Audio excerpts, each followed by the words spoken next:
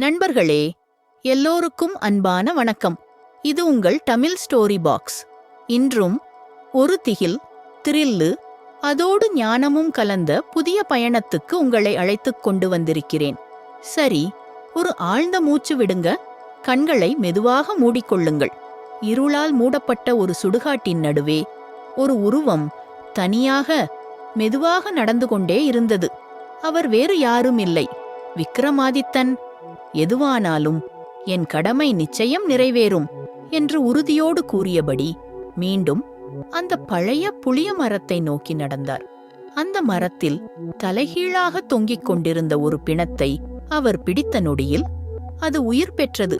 கிண்டலான சிரிப்போடு வேதாளமாக மாறியது. மன்னா, மீண்டும் ஒரே சோதனைக்கு தானா வந்திருக்கிறீர்கள் என்று வேதாளம் கேட்டது. அதன் குரல் இருளையே அதிர வைத்தது. ஒரு காலத்தில் மதுபுரா என்ற அழகிய ராஜ்யத்தை ஆளி வந்தார். நீதியும் கருணையும் கொண்ட மன்னர் பிரிஷபானு. அவர் ஆட்சியில் மக்கள் அமைதியாக வாழ்ந்தார்கள். ஆனால் அந்த அமைதிக்குள் ஒரு பயம் மட்டும் நிழல் போல் எப்போதும் சுற்றிக் கொண்டிருந்தது. அந்த பயத்தின் பெயர் உக்ராசில். அடர்ந்த காட்டில் வாழ்ந்த ஒரு கொடூர கொள்ளையர் தலைவன். முகத்தை முழுவதும் தலைப்பாகையால் மறைத்துக் கொண்டு அவன் தனது கூட்டத்துடன் கிராமங்களை சூறையாடுவான். யாராவது எதிர்த்தால் கருணை, அது அவனுக்கு தெரியாத சொல். மன்னரின் வீரர்கள் பலமுறை முயற்சி செய்தார்கள். ஆனால் இவன் யார் என்று அடையாளம் கண்டுபிடிக்க முடியாமல் ஒவ்வொரு முறையும் தோல்வி. அதனால் மதுபுரா மக்கள் ஒவ்வொரு இரவும் பயத்துடனே தூங்கினார்கள்.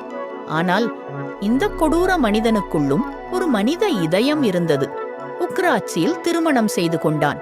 அவனின் மனைவி அழகானவள், அதைவிட கருணை நிறைந்தவள். இந்த வாழ்க்கை வேண்டாம், நல்ல மனிதனாக மாறுங்கள் என்று தினமும் அவனை வேண்டுவாள். உக்ராட்சில் சிரித்து விடுவான். இதுதான் என் வாழ்க்கை என்று அதை தவிர்த்து விடுவான்.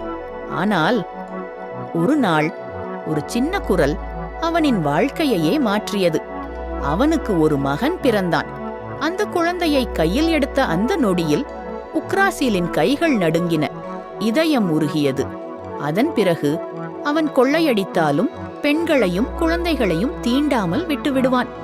ஏன் இப்படி மாறிட்டே என்று கூட்டம் கேட்டாள். அவன் லேசாக சிரித்து சும்மாதான் என்று சொல்லிவிடுவான். ஒரு இரவு உணவு முடிந்து உறங்கிய உக்ராசிலுக்கு ஒரு பயங்கர கனவு வந்தது.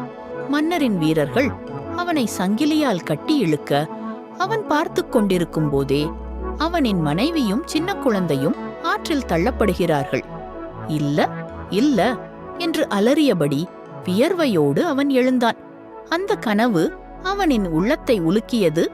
நான் மாறலனா என் குடும்பம் நிச்சயம் அழிஞ்சிடும். அடுத்த நாளே அவன் தனது கூட்டத்தை கூப்பிட்டான். நான் இந்த வாழ்க்கையை விட்டுவிடப் போறேன் என்று சொன்னான். ஆனால் அவர்களின் கண்களில் நம்பிக்கை இல்லை, பயம் மட்டுமே. இவன் நம்மை மன்னரிடம் காட்டிக் கொடுத்து விடுவான் என்று நினைத்து அவனை கொல்லத் திட்டமிட்டார்கள். அந்த இரவிலேயே உக்ராச்சில் மனைவியையும் குழந்தையையும் அழைத்துக் கொண்டு காட்டை விட்டு ஓடிவிட்டான். அவன் சென்ற இடம் மதுபுரா அரண்மனை. நள்ளிரவில் சுவர்களைத் தாண்டி நேராக மன்னரின் அறைக்குள் நுழைந்தான். காப்பாத்துங்க என்று கதறியபடி அவன் உள்ளே விழுந்தான். உடனே வீரர்கள் பாய்ந்து வந்து அவன் கழுத்தில் வாளை வைத்தார்கள். ஆனால் உக்ராட்சில் எதிர்த்து போராடவில்லை. அவன் நேராக மன்னரின் கால்களில் விழுந்தான். நான் குற்றவாளிதான், ஆனால் நான் மாறிட்டேன் என்று சொல்லி தன் வாழ்க்கையின் ஒவ்வொரு உண்மையையும் சொன்னான். காட்டில் இருக்கும் கொள்ளையர்களின் இருப்பிடத்தையும் விவரமாக கூறினான். மன்னர் சில நொடிகள் அமைதியாக இருந்தார். பின்னர் மன்னர் சொன்னார், தண்டனை என்பது பழிவாங்குவதற்காக இல்லை, மாற்றத்தை உருவாக்குவதற்காக.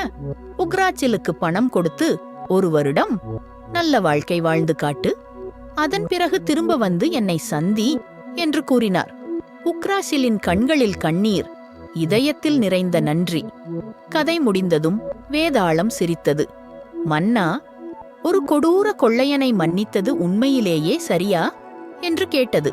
அதற்கு விக்ரமாதித்தன் பதிலளித்தார், உண்மையான மனமாற்றம் ஏற்கனவே நிகழ்ந்துவிட்டது. அதனால் அவனை மன்னித்தது நீதியான முடிவு.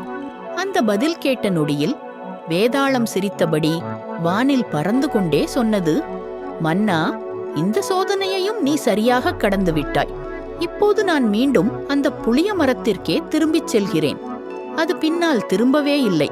இரவை கிழித்தபடி அதன் சிரிப்பு எங்கும் ஒலித்துக் கொண்டிருந்தது. ஆனால் விக்ரமாதித்தன் ஒரு நொடியும் சோர்வடையவில்லை.